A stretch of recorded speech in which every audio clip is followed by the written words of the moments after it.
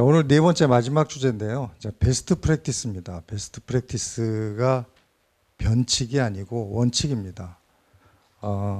원칙을 잘 지키는 게 성공의 첫걸음이고 결과도 좋았더라라고 하는 관점이고요. 그래서 원칙을 지킨다는 것은 우리가 커먼 센스인데 현장에서 또 잘 안 되는 거, 하기 어려운 거, 이게 또 원칙을 지키는 거더라고요. 그래서 그런 경험 중심으로 좀 간단히 말씀을 드려보겠습니다.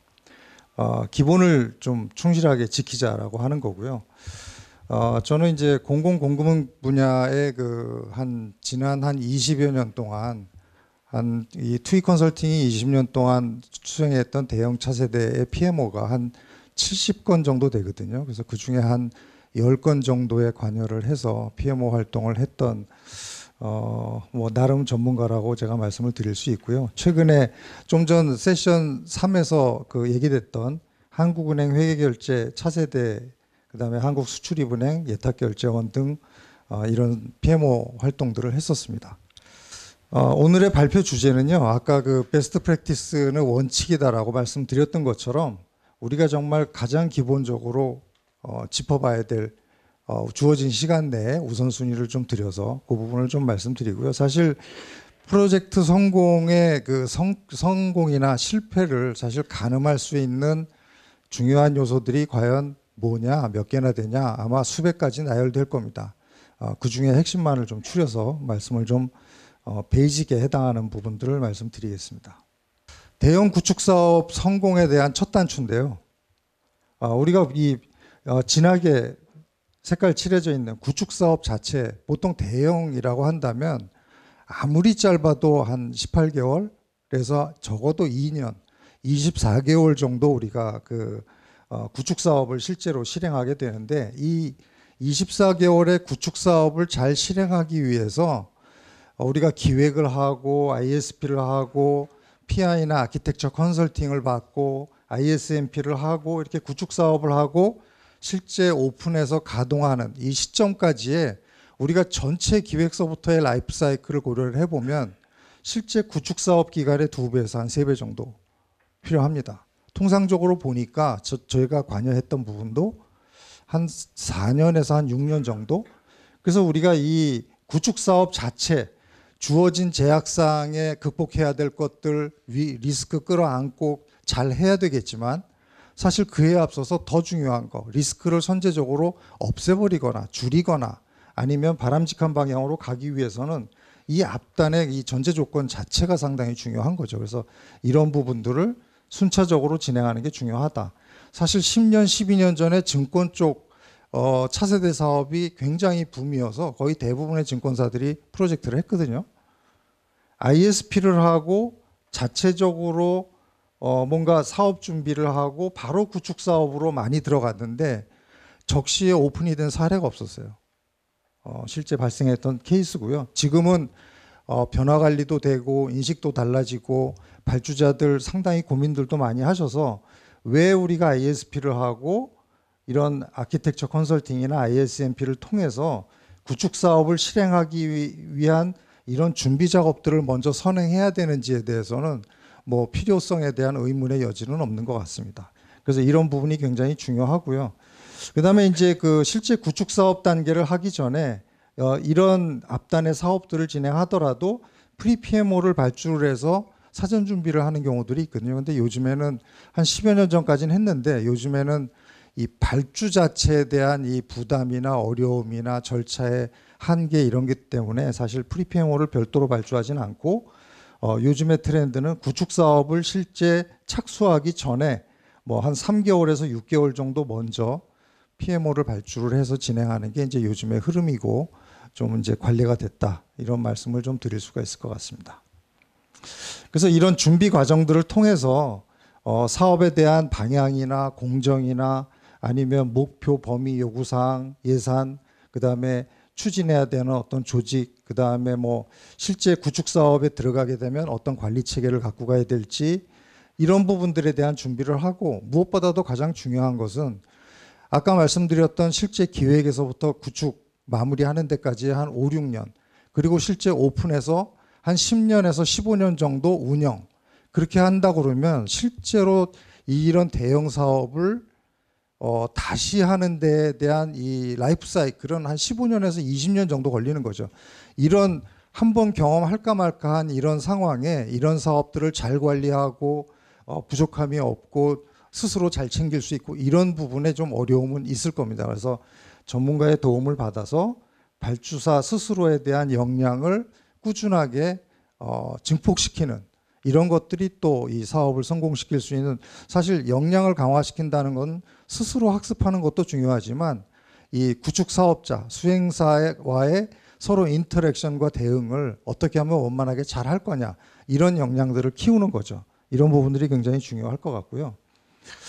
사실 상정된 사업 예산이 축소가 되는 경우가 많이 있죠. 우리가 500억이 필요하다 그러면 500억 그대로 집행하는 경우는 거의 없습니다. 어떤 역할에 의해서든 예산을 깎아야 되는 게 역할이라고 한다면 깎이게 마련인데, 깎인 만큼 우리가 요구사항이나 목표나 방향성에 대해서는 재편성 내지는 재검토를 하고 그런 것들을 반영하는 게 굉장히 중요하죠. 뭐 당연한 얘기인데도 불구하고 사실 예산이 줄었다고 하더라도 요구사항이나 범위는 그대로 안고 가서 사업자한테 전가하거나 아니면 결국 그게 프로젝트 수행 기간 내내 이 감당할 수 없는 이슈로 터지게 되는 그런 경우도 많이 있습니다. 자, 앞에서도 이제 요구사항에 대한 얘기 많이 했죠. 야, 요구사항 초기에 확정 가능한가? 사실 가능하지 않죠.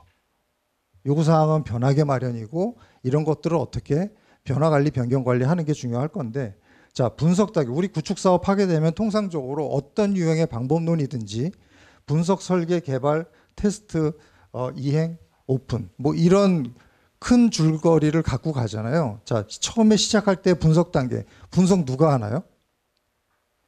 고객이 하는 거 아니죠. 수행사가 분석을 하는 겁니다.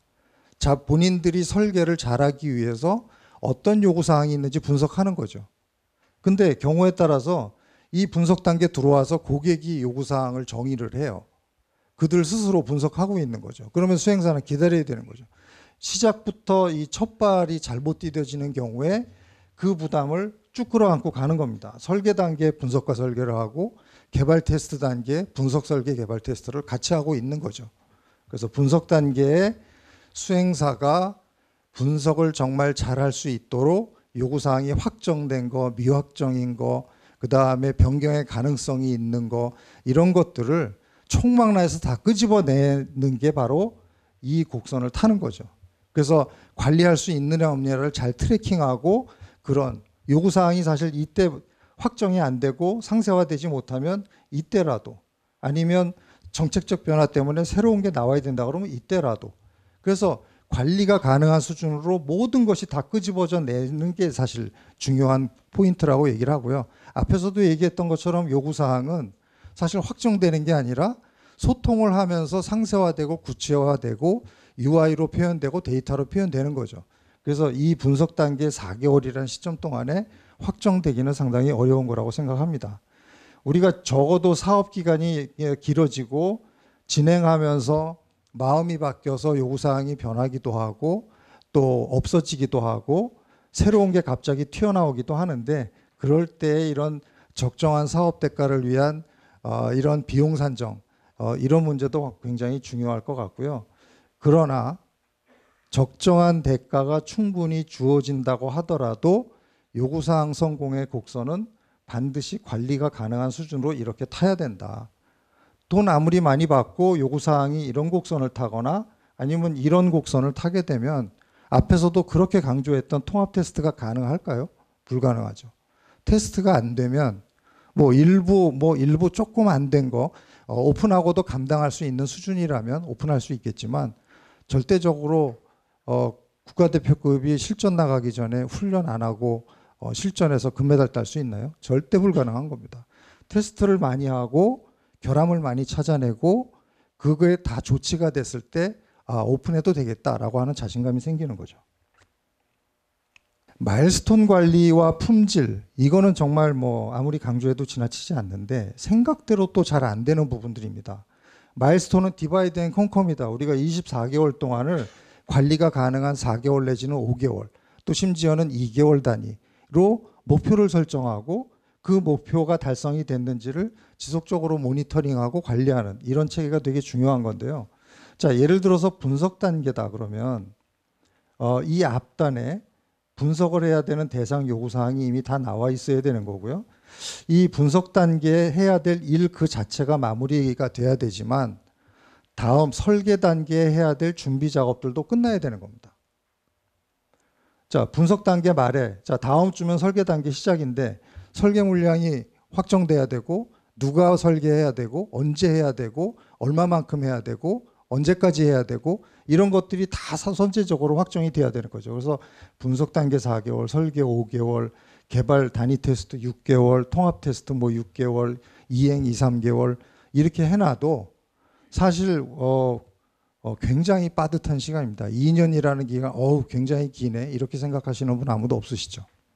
그래서 이 마일스톤 목표를 정확하게 설정을 하고 해야 될 일을 정의하고 그 해야 될 일은 다음 단계에 대한 준비까지 완료되는 것. 이게 해야 될 일이 상당히 방대하기 때문에 우리가 나무 보고 있다가 사실 숲을 놓치는 경우도 많이 있고요. 때로는 수행사도 좀 죄송한 말씀이지만 알면서도 너무 버거워서 놓치고 가는 경우가 있고요. 잘 몰라서 또 놓치는 경우도 있고 합니다. 그래서 발주자와 실제 관리하는 대상들이 흘리는 거 놓치는 거 같이 챙겨가야죠. 이런 부분이 품질 관점에서 되게 중요하다고 생각을 하고요. 앞서 말씀드렸던 것처럼 15년에서 한 20년 정도의 주기로 대형 구축 사업이 실행을 해야 되는데 과연 발주자 측에서 그런 경험 있는 전문성 있는 이런 인력들이 있나? 사실 없죠. 한 번 경험하면 다행이고요. 신입사원으로 구축 사업에 이렇게 참여를 했는데 팀장, 본부장 돼서 다시 하게 됐네. 이런 경우는 봤습니다. 그래서 실전에서 2번, 3번, 뭐 사실 뭐 저희는 한 20년 동안에 뭐 5번도 하고 10번도 하지만 실제 발주자 입장에서는 분명히 한계가 있는 거죠.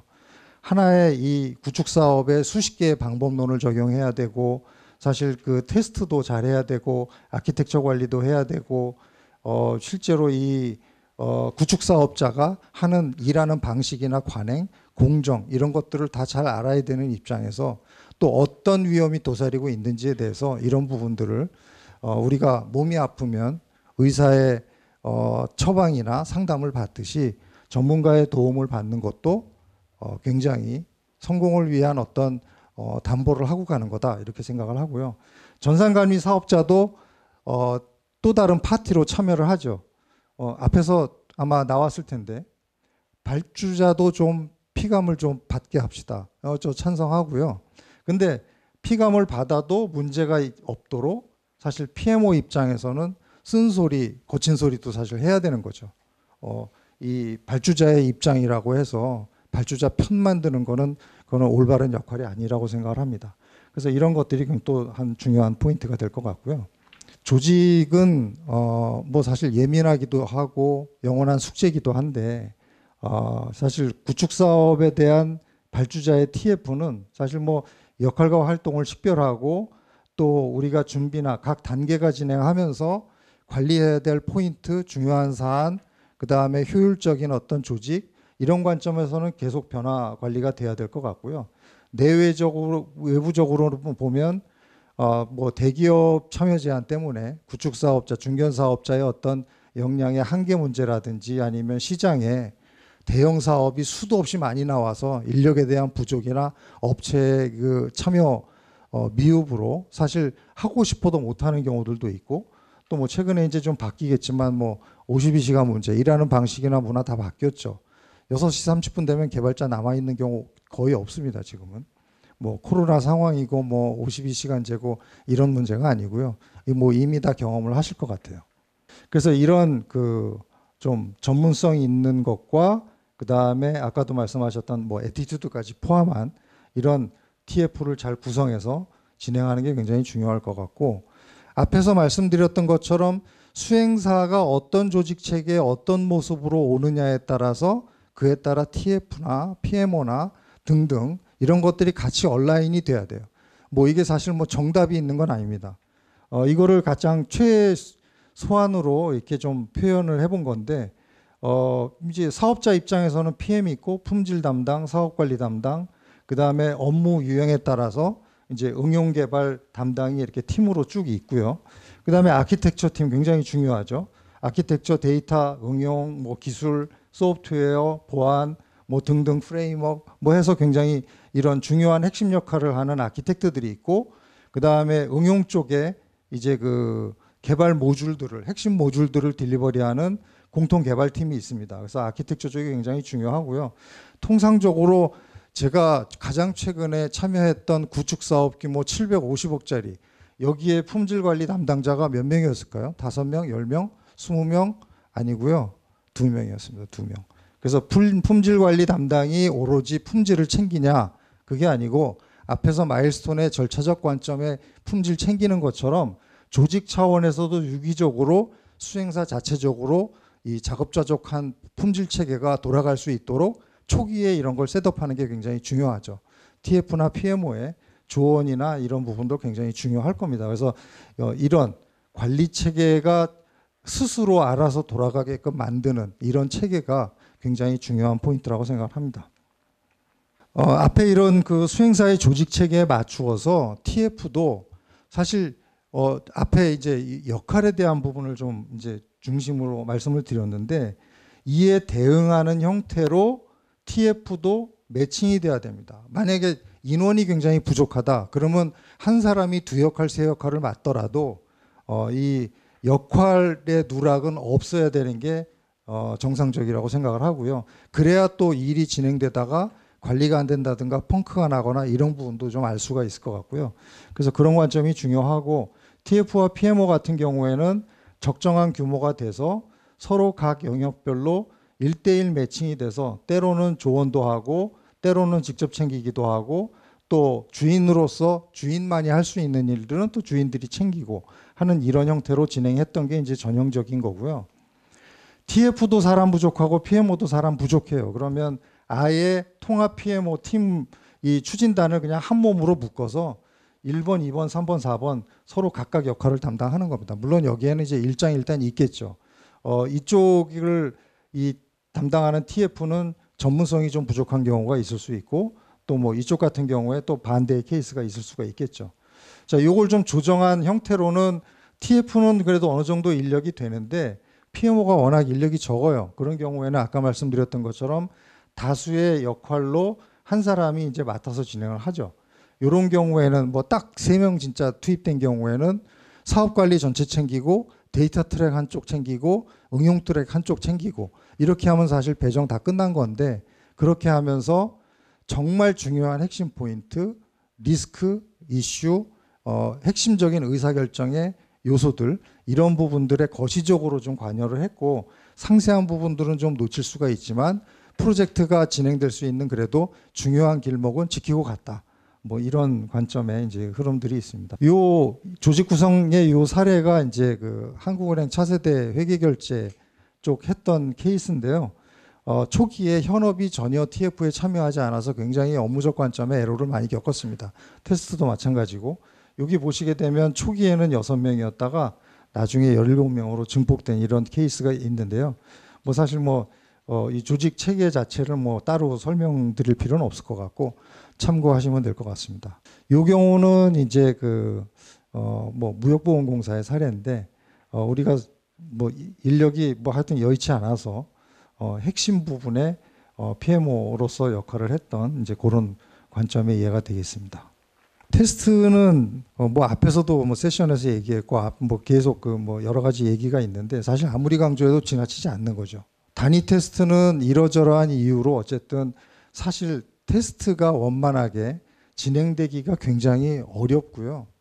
개발 일정이 서로 다르고, 저쪽에서 개발해줘야 내게 돌아가는데 저쪽이 안 됐기 때문에 입증할 수가 없고, 자기 기능 먼저 개발 진행하기 때문에 연계 개발은 저 뒤에 가 있고, 요즘에 어떤 화면, 어떤 특정 단위의 프로그램이 인터페이스가 없는 프로그램이 있을까요? 독립적으로 돌아가는 프로그램은 없습니다. 그래서 이런 것들이 유기적으로 돌아가야 테스트가 가능한 건데, 그래서 단위 테스트는 그동안의 경험을 바탕으로 이렇게 생각합니다. 수행사 관점에서는 코딩을 하는 거고 우리가 단위 테스트를 하지만, 근데 어차피 전체적으로 기본 기능이 돌아가는 정도의 확인으로 끝나야지 사실 여기에 올인하거나 그러면 아까처럼 번아웃 돼갖고 통합 테스트 제대로 할 수가 없어요. 그래서 여기는 기간을 너무 길게 가져가지 않고 정말 할 수 있는 최단 기간의 기본적인 테스트만 잘 마무리하는 게 사실 목표입니다. 테스트가 그래도 할 수 있다라고 하면 그래도 해피한 거죠.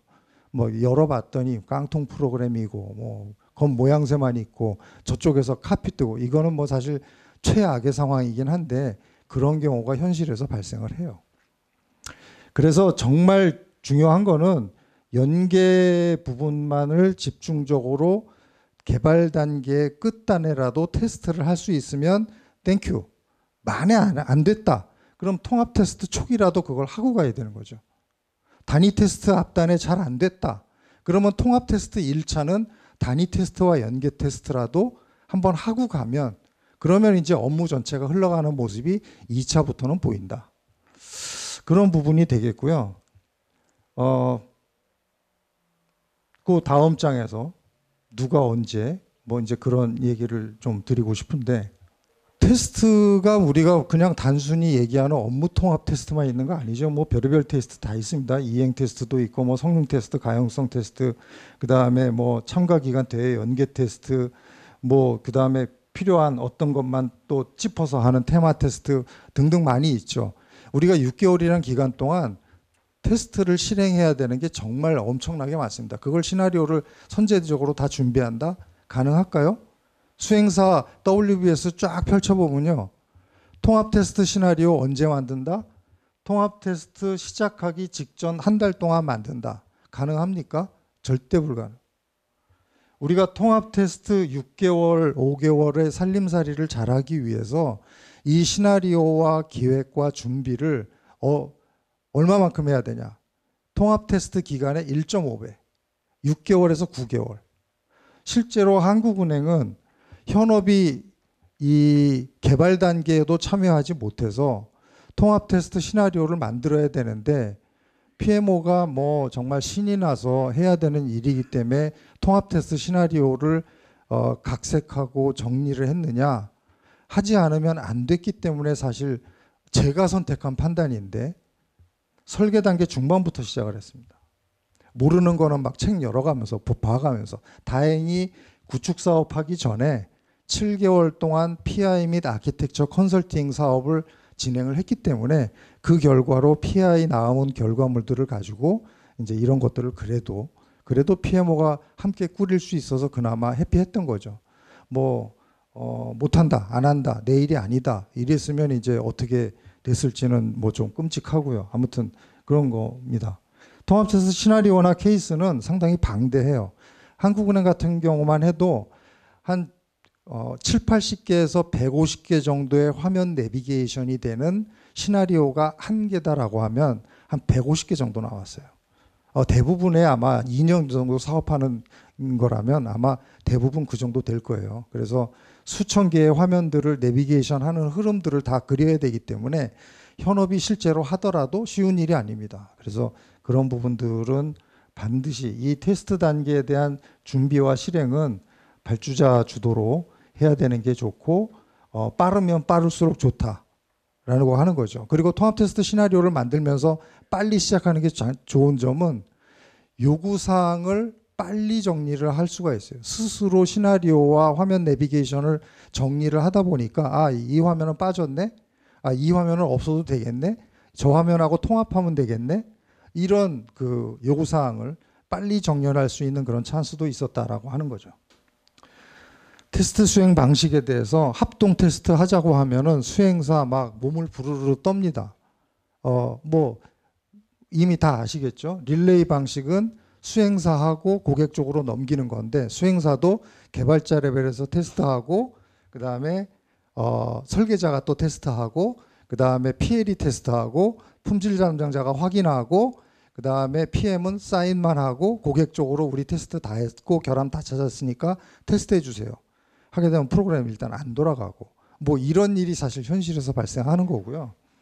릴레이 방식은 단위 테스트를 수행할 때는 가장 적절한 방식이고 경우에 따라서 좀 심각성 거의 이 레드 라이트가 켜지려고 한다. 그러면 이제 시연이라도 시켜보는 이런 임기응변의 대응책도 좀 필요할 것 같고, 합동 테스트는 이 우리가 통합 테스트 시나리오를 만들어 놓은 기반으로 실제 수행사가 주도해서 시연하는 방식으로 발주자와 이해 당사자들이 같이 참여해서 이거 해봅시다, 저거 해봅시다 하면서 그 자리에서 결함을 찾아내고 즉시 조치하거나 조치해야 될 대상들을 모두가 한 자리에서 공감하는 그런 방식인 거죠. 근데 시간과 노력과 뭐 비용이 많이 들어요.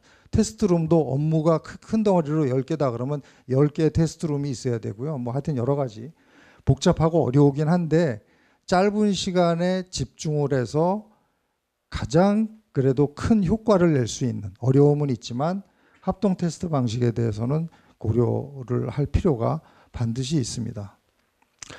치러야 되는 대가도 있지만 그에 따르는 성공의 이런 좀 단맛도 있는 거죠. 마지막인데요. 수백억 대의 이런 대형 사업에 참여하는 우리 모두는 사실 국가대표예요. 국가대표급입니다. 여기 지금 보시는 것처럼 이 2018년도에 이 평창 동계올림픽 할 때 남자 팀 추월, 사실 3명 중에 1명이라도 이탈하게 되면은 뭐 탈락하는, 따라잡히면 탈락하는 거고요.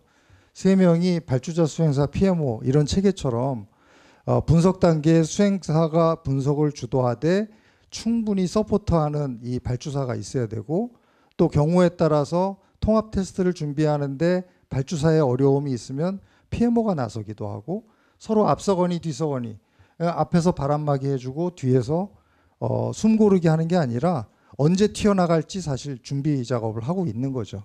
그래서 이렇게 3사가 서로 뭐 여러 가지 우리 앞에서도 얘기했던 뭐 펑션 포인트의 한계라든지, 그 다음에 이 변경심의위원회에 대한 실제 가동이라든지, 그 다음에 뭐 컨소시엄의 문제라든지 대기업 참여 제한이라든지, 뭐 여러 가지 일하는 방식이나 체계에 대한 개선이라든지, 국가가 나서서 주도해야 되는 일도 있고 정책적으로 바뀌어야 되는 것도 있고, 모든 이해 당사자와 파티가 마인드가 바뀌어야 되는 것들도 있을 텐데, 그런 것들은 또 사실 우리 즉시 내가 할 수 있는 일은 아니기 때문에 그런 부분들은 우리가 기약하기로 하고, 국가대표급으로 지금 이미 하셨거나 아니면 현재 하고 계시거나 앞으로 하실 일들에 대해서 정말 건승하셨으면 하는 바람에 우리가 어떤 기간 어떤 규모라고 하더라도 모두 함께 잘 됐으면 좋겠습니다. 감사합니다. 마치겠습니다.